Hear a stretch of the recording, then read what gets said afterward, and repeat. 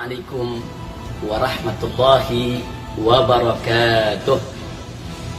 Ahiba'il kiram, kepada segenap saudara seiman dan seakidah, saudara sebangsa dan setanah air, alhamdulillahirabbil alamin.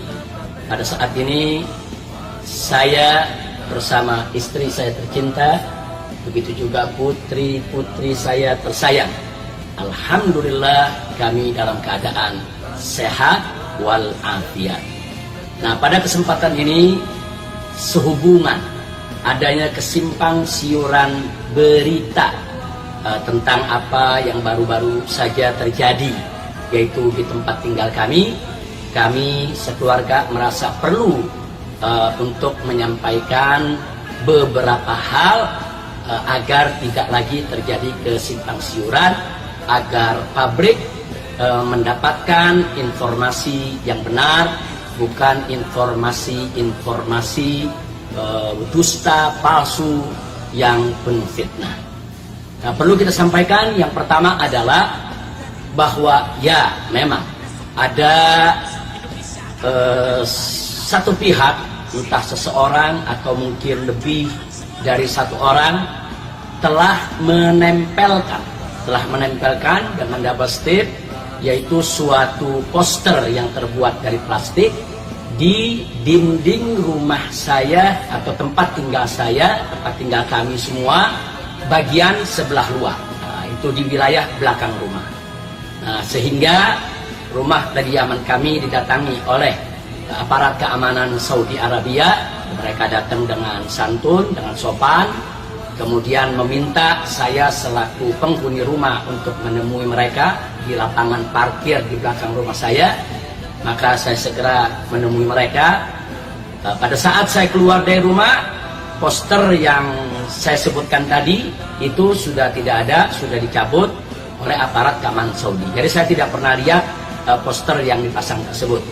Nah, kemudian dalam pertemuan saya bersama para aparat Saudi tadi, mereka meminta kesediaan saya untuk ikut ke kantor polisi dalam rangka untuk dimintai keterangan. Nah, karena itu saya tidak ingin menjadi perhatian tetangga atau perhatian orang adanya aparat keamanan yang datang. Saya setuju dan saya berangkat, yaitu bersama mereka. Jadi tidak betul kalau ada berita saya ditangkap, saya ditahan, rumah saya disergap, kemudian digeledah. Itu semua bohong. Jadi tidak ada penggeledahan, tidak ada penyergapan. Yang ada, mereka datang, mereka turunkan poster, mereka minta saya menemui mereka, dan mereka minta kesediaan saya untuk memberi keterangan di kantor kepolisian. Nah, pada saat dimintai keterangan di kantor kepolisian, ada 3 pertanyaan utama yang diberikan kepada saya. Pertama, apakah saya yang menempelkan poster tersebut? Maka dengan tegas dan singkat saya katakan bukan. Kemudian yang kedua pertanyaannya, apakah saya tahu siapa orang atau pihak yang menempelkan poster tersebut? Maka saya jawab juga dengan singkat dan tegas, saya tidak tahu. Nah, kemudian pertanyaan yang ketiga, pertanyaannya adalah apakah saya ada menduga atau mencurigai ada pihak-pihak tertentu yang ingin mencelakai saya, sehingga menempatkan poster tersebut agar saya bermasalah dengan pihak keamanan di Saudi. Nah, di bagian ketiga ini saya bercerita cukup panjang. Saya ceritakan tentang posisi saya, tentang apa yang saya hadapi selama ini, tentang adanya berbagai macam upaya-upaya jahat yang dilakukan oleh sementara pihak untuk mencelakakan kami sekeluarga. Nah, kemudian pihak kepolisian Saudi Arabia menggali informasi lebih banyak berkaitan dengan pertanyaan yang nomor 3 tersebut. Nah, sehingga pemeriksaan atau upaya meminta keterangan tadi berlangsung hingga tengah malam. Nah, karena sudah lewat tengah malam, pihak kepolisian minta saya istirahat dan untuk menginap saja di sana, karena ada beberapa bagian yang harus dirapikan terkait daripada administrasi di kantor polisi. Saya setuju, saya menginap di sana. Keesokan harinya kemudian dilanjutkan, yaitu 1-2 pertanyaan. Selesai itu kemudian mereka rapikan administrasinya. Nah, pada saat saya menunggu proses daripada keadministrasian, karena kepolisian menyatakan saya sebagai korban. Nah, jadi saya bukan sebagai pelaku kejahatan.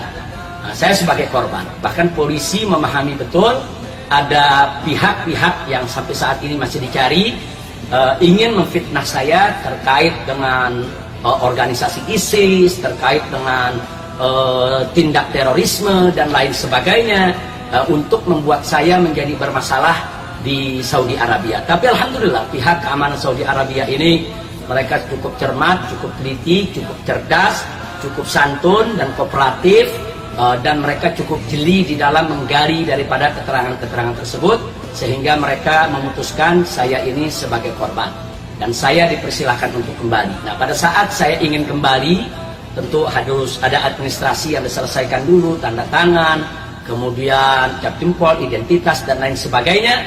Saat itu kafil saya datang didampingi oleh utusan dari Pak Konjen, yaitu kepala daripada Konsulat Jenderal Republik Indonesia di Jeddah. Jadi ada seorang utusan yang diutus oleh Pak Konjen datang untuk pendampingan kekonsuleran. Tapi memang saat itu masalah sudah selesai, saya hanya tinggal pulang. Nah, kemudian saya pulang, utusan dari Konjen pun ikut bersama saya ke rumah saya, sehingga saya bisa bercerita apa-apa yang saya dimintai keterangan, dan saya berikan keterangan tersebut kepada pihak konsulat. Singkat cerita, besoknya saya kembali dipanggil oleh pihak kepolisian. Semula saya berpikir panggilan ini mungkin ada pertanyaan-pertanyaan tambahan, ada pemeriksaan lanjutan. Saya kembali, yaitu besok siangnya, ke kantor kepolisian dan didampingi oleh utusan dari KJRI, dari Konsulat Jenderal Republik Indonesia. Jadi ada pendampingan kekonsuleran. Nah, begitu sampai di sana ternyata saya tidak ada pemeriksaan lanjutan. Kasus saya sudah selesai karena saya hanya sebagai korban. Tapi pihak kepolisian Saudi meminta kepada kesediaan saya untuk melaporkan kejadian. Nah, karena ada hal yang membuat mereka tersinggung, di mana ada seseorang yang meletakkan poster di tembok rumah saya, kemudian memfotonya, kemudian setelah itu mereka diduga bersembunyi di salah satu gedung di sekitar gedung-gedung yang ada di sekitar tempat tinggal kami. Kemudian pada saya ini berdialog dengan pihak kepolisian, mereka mengambil gambar dengan kamera jarak jauh dan sangat fokus sekali. Kemudian foto tersebut disebarkan di Indonesia, disiarkan di berbagai televisi. Ini membuat kepolisian Saudi Arabia sangat marah, mereka tersinggung dan mereka kecewa. Karena sebetulnya menurut mereka apa yang mereka lakukan terhadap saya hanya rutinitas biasa. Ada poster dipasang di sebuah rumah, kemudian dia panggil penghuni rumah, ditanya, itu merupakan rutinitas standar yang biasa dilakukan oleh kepolisian Saudi Arabia. Karena poster apapun, saya berikan catatan sini, poster apapun tidak boleh dipasang di rumah-rumah tinggal di Saudi Arabia. Itu peraturan negara. Bukan hanya itu, andai kata saya cinta bendera merah putih, kemudian bendera merah putih saya tempel di dinding tembok rumah saya, rumah pribadi, itu tidak boleh. Bendera merah putih itu hanya boleh dikibarkan di KBRI, di KJRI, atau di kantor-kantor khusus memang milik pemerintah Indonesia. Kalau di rumah-rumah tinggal, di perkampungan, itu tidak boleh. Nah, jadi itu memang peraturan. Jadi pemeriksaan saya dimintai keterangan itu rutinitas biasa. Nah, yang membuat pemerintah Saudi atau kepolisian, aparat keamanan Saudi Arabia ini marah, kecewa, karena ada penyebarluasan foto secara masif di negara kita Indonesia, yaitu di mana ada seorang perwira dari kepolisian sedang menanyai saya di tengah jalan, dan itu menjadi viral. Saya setuju, saya sepakat, saya buat laporan, dan mereka senang, kita bekerja sama dengan baik. Nah, kemudian dari laporan yang kita buat, maka pihak aparat keamanan Saudi akan mengejar mereka, yaitu mereka melakukan perbuatan tidak menyenangkan terhadap penghuni rumah tanpa izin penghuni rumah, membuat poster, membuat masalah. Kemudian kedua, mereka juga dituntut undang-undang ITE yang ada di Saudi Arabia dengan ancaman 15 tahun penjara dan denda 2 juta real, itu setara dengan 8 miliar rupiah. Nah, tidak sampai di situ, bahkan ini bisa dikenakan dengan undang-undang spionase, karena kalau terbukti mereka nanti tertangkap melakukan gerakan intelijen asing di dalam wilayah hukum negara Saudi Arabia, mereka bisa dikenakan hukuman pancung. Jadi ini tidak main-main. Nah, karena itu saya sepakat, saya setuju, kita bekerja sama, kita kejar mereka. Nah, jadi laporan sudah dibuat dan pihak kepolisian Saudi juga sudah olah TKP untuk menentukan sudut dari gedung mana mereka akan melakukan penggeledahan, akan melakukan pencarian. Kita doakan saja semoga pelakunya akan tertangkap. Nah, karena itu kepada semua pihak saya ingatkan, jangan bermain-main untuk melakukan suatu gerakan intelijen di negara lain, karena itu satu pelanggaran yang sangat serius dan hukumannya juga sangat-sangat serius. Nah, sementara itu saya juga diminta untuk membuat daftar orang-orang yang saya kenal, yang saya tahu, yang saya curigai melakukan gerakan memata-matai segala kegiatan saya selama di Saudi Arabia ini. Saya sedang membuat yaitu daftar tersebut, dan saya tahu betul siapa-siapa yang bermain, baik yang datang dari Indonesia ataupun warga negara Indonesia yang mukim yaitu di negara Arab Saudi ini, yang direkrut oleh pihak tertentu untuk melakukan gerakan memata-matai. Nah, jadi daftar ini sedang kita buat dan sedang kita pertimbangkan sedang kita pertimbangkan mana nama yang akan kita serahkan, mana nama yang sementara untuk tidak kita serahkan dulu. Tapi saya ingatkan kepada semua pihak, jangan coba-coba Anda bermain api, maka Anda akan terbakar sendiri. Nah, selain itu, tentunya dalam kesempatan ini, saya atas nama pribadi maupun atas nama keluarga semua mengucapkan terima kasih kepada Konsulat Jenderal Republik Indonesia, dalam hal ini Bapak Konjen, yang telah mengutus secara resmi seorang utusannya untuk melakukan pendampingan kekonsuleran. Nah, sementara saya juga ingin mengingatkan KBRI yang ada di Riyadh, supaya tidak membuat kronologis atau pernyataan-pernyataan yang terlalu didramatisir. Hati-hati, karena apa-apa yang dijadikan pernyataan resmi yang keluar dari Kedutaan Besar Republik Indonesia banyak yang tidak sesuai dengan kenyataan di lapangan. Jadi sekali lagi, saya dilepas oleh kepolisian Saudi karena memang saya sebagai korban. Jadi saya dilepas tanpa jaminan apapun. Sekali lagi, tanpa jaminan apapun. Jadi kalau ada mengatakan dengan jaminan ini, jaminan itu semua bohong, dan itu semua adalah berita palsu. Begitu juga saya ingatkan kepada mereka, jangan lagi bercerita adanya pasukan khusus diplomatik yang disiapkan dengan metode seperti ini, sistem seperti itu. Jangan didramatisir lah. Kita bicara yang normal saja, yang wajar saja. Saya berterima kasih atas bantuan yang sudah diberikan oleh KJRI di Jeddah, tapi saya minta KBRI yang ada di Riyadh jangan terlalu berlebihan di dalam memberikan keterangan persnya. Jadi jangan melakukan pencitraan yang tidak perlu. Sekali lagi, jangan melakukan pencitraan yang tidak perlu, karena akan mengantarkan kepada fitnah yang akan merugikan kita sendiri semua. Nah, kemudian kepada saudara Kapitra, saya ingin ingatkan dari kota suci Makkah Al-Mukarramah ini, Anda jangan memberikan keterangan apapun atas nama saya. Anda bukan lagi pengacara saya.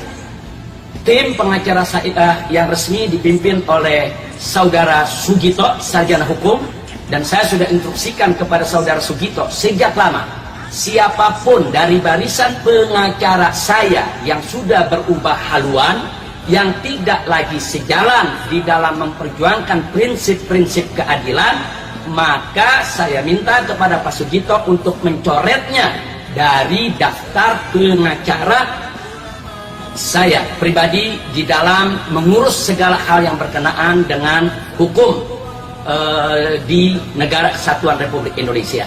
Jadi sekali lagi, saudara Kapitra, Anda kawan saya tetap menghormati Anda walaupun kita sudah berbeda pilihan, kita sudah berbeda jalan saat ini. Anda tidak ada lagi di kapal perjuangan saya dan kawan-kawan.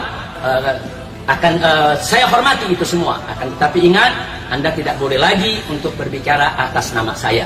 Dan keterangan Anda juga ngawur, mengatakan ada penggeledahan di rumah saya. Tidak ada. Jangan melakukan fitnah terhadap kepolisian Saudi Arabia. Kepolisian Saudi Arabia jangankan menggeledah rumah saya, masuk ke melewati pintu rumah saya pun tidak. Bahkan berada jauh dengan jarak 30 meter dari pintu belakang rumah saya. Nah, jadi sekali lagi jangan melakukan fitnah terhadap kepolisian Saudi Arabia, karena kepolisian Saudi Arabia tidak pernah menggeledah rumah saya sampai saat ini. Apalagi saya dinyatakan oleh mereka hanya sebagai korban, bukan sebagai pelaku kejahatan.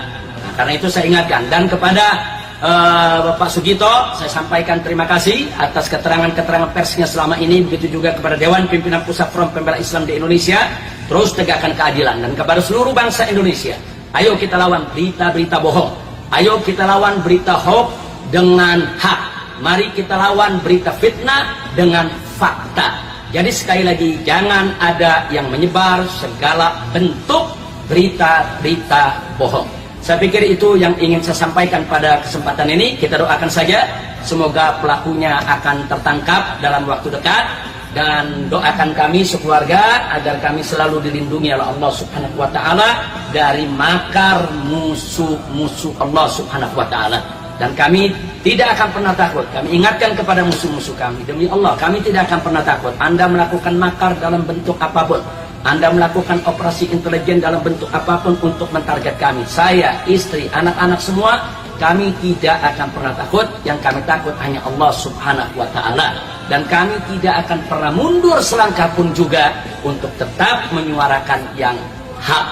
Nah, akhirnya kepada Bapak Presiden Republik Indonesia, yaitu kepada Bapak Jokowi, saya dari kota suci Makkah Al-Mukarramah mengingatkan kepada Anda untuk memperhatikan betul aparat-aparat Anda, para pejabat yang ada di bawah Anda, baik di dalam maupun di luar negeri. Jangan biarkan keadilan itu dilanggar, jangan biarkan hukum itu dikangkangi. Anda sebagai presiden, Anda punya tanggung jawab yang sangat luar biasa. Tegakkan keadilan, tegakkan keadilan, tegakkan keadilan. Jangan selalu Anda hanya fokus kepada pencitraan. Sepertinya Anda ini menegakkan keadilan, Anda melakukan segala bentuk tanggung jawab dengan baik. Saya ingatkan, Anda sebagai seorang presiden, tunjukkan wibawa sebagai seorang pemimpin, tunjukkan tanggung jawab Anda sebagai seorang pemimpin. Jadi jangan biarkan keadilan itu diinjak-injak. Anda harus segera mengerahkan semua kekuatan hukum, dari mulai kepolisian, kejaksaan, menyelesaikan segala bentuk pelanggaran hukum, seperti penyiram air keras yang dialami oleh Novel Baswedan, harus ditangkap, harus dikejar. Dan jika di sana ada pejabat-pejabat keamanan tertentu yang terlibat, harus diproses dan dijebloskan ke penjara. Begitu juga penyerang dan penghadang daripada saksi IT dalam kasus saya, yaitu saudara Hermansyah yang ditusuk-tusuk di tengah jalan. Walaupun pelakunya sudah ditangkap, diadili, dipenjara, tapi aktor intelektualnya yang membayar mereka, yang mendorong mereka sampai hari ini tetap dibiarkan. Nah, karena itu tegakkan hukum, jangan dipilih-pilih. Jadi sekali lagi kepada seluruh rakyat Indonesia, ayo kita tegakkan keadilan, ayo kita tegakkan keadilan, dan jangan pernah mundur di dalam menegakkan keadilan. Itu saja yang bisa saya sampaikan. Nah, kita tanya semua kepada saya punya istri, saya punya anak-anak tersayang semua, tetap semangat berjuang, tetap semangat menegakkan keadilan. Apa takut kita untuk melawan kezaliman? Tidak. Takbir. Itu saja. Terima kasih. Assalamualaikum warahmatullahi wabarakatuh. Salam alaika ya Rasul, salam alaika ya Habib, salam alaika, salawatullah alaika ya Nabi, salam alaika ya Rasul, salam alaika ya Habib, salam alaika,